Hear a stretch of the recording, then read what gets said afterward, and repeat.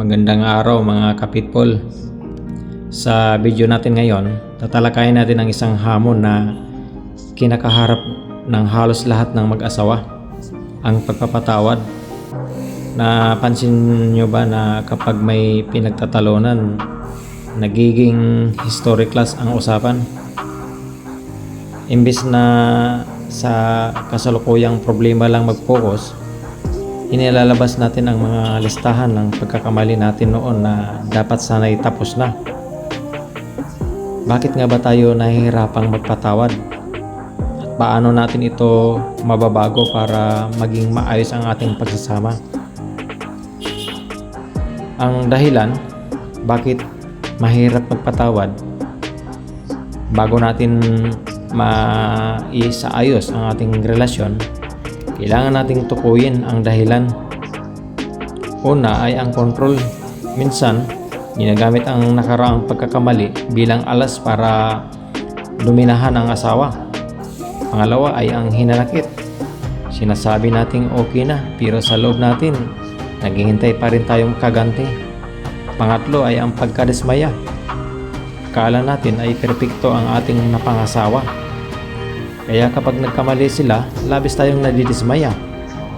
At ang panghuli, ang maling unawa.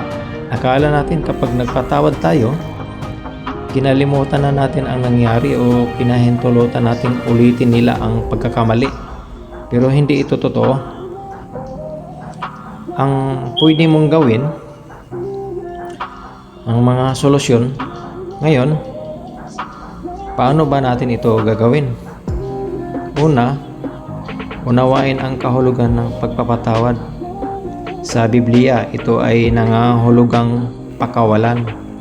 Hindi kailangan burahin sa alaala ang pagkakamali, pero kailangan pakawalan ang sama ng loob para maging maayos ang inyong pagsasama. Pangalawa, isaisip ang resulta. Ang pagkikimkim ay nakakasama sa iyong kalusugan, physical man o emosyonal, at unti-unting sumisira sa inyong relasyon. Sa Episo 4, verse 32, ang payo, maging mahabagin at lubusang magpatawaran. Pangatlo, maging makatotohanan. Walang perpektong tao. Pati ikaw, imbis na kapintasan, mag-focus, tingnan ang mga magagandang katangian ng inyong asawa. Pang-apat, maging makatuwiran. Sa susunod na may mangyari, tanungin ang sarili, importante ba talaga ito? Pwede ko na lang bang palampasin? At kung kailangan, pag-usapan ito ng mahinahon. Huwag kang magbintang. Sabihin mo ang nararamdaman mo nang walang panunumbat. Kung kailangan mong humingi ng tawad, at paano kung ikaw naman ang nagkamali, taimtim na humingi ng tawad. Kahit hindi ka sang-ayon sa lahat ng sinasabi ng asawa mo, kilalanin ang sakit na naidulot mo sa kanya. Ang pagpapakumbaba at ang pagsisikap na hindi na ulitin ang pagkakamali ang pinakamabisang paraan para maging maayos ang inyong samahan at maibalik ang tiwala. Tandaan natin ang payo sa unang Pedro 4:8.